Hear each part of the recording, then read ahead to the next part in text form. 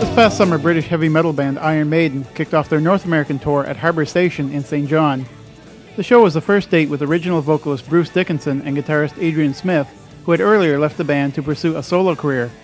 Prior to the show, I had a chance to speak to guitarist Dave Murray and bassist Steve Harris and asked them how it feels now to have 3 guitar players in the band. Like that, really, but it's it just means that some of the solos, you can double them up and put one in just in front of the other, so it's a good effect.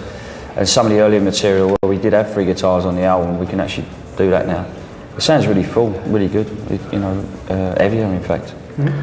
We could incorporate the 3 guitar part harmonies, which is really good. I mean, sometimes we would have left the 3rd part off an album just because we couldn't recreate it live. So this time we're actually, we're doubling up. And some of the solos, actually, Yannick and Adrian are like playing, the same solos together, which is very good. So it's made it more interesting and it's made it damn heavier, I can tell you.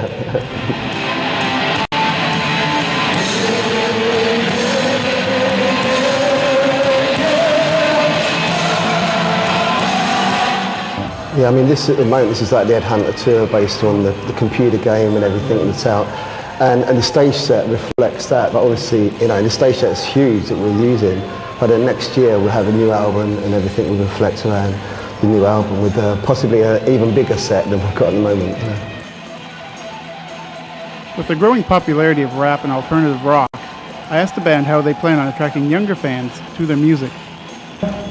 Well, I mean, in the rest of the world, it hasn't really been a problem because, we've still been selling the albums and doing the ticket sales, But I suppose in Canada and North America, even to a certain degree, the UK, we lost a lot of ground, and it's a challenge now to actually try and win them people back.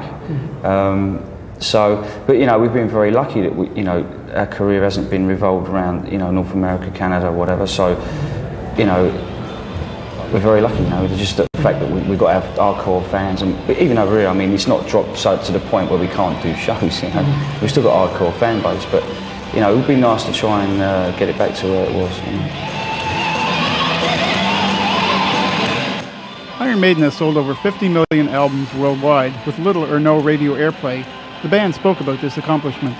Probably toured more than most bands. I mean, the cycle will be every 18 months, we'd do an album and maybe spend 10 months on the road. So we've done a lot of touring over the last 20 years and maybe, attribute to that. But a lot of it is word on the street, The fan base has been, has been loyal as well, We've had a lot of hardcore supporters that are still there today, And, but yeah, there's a certain secret there that, you can't tap into, I think the thing is as well, in the rest of the world, we've been picking up new young fans all the time. Most other countries is like, really young fans very into it, the older people that have been into it for years.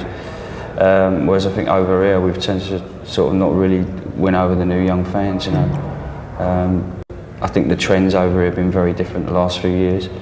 And we've never exactly been very trendy anyway, but I really think it's affected us more here than anywhere else.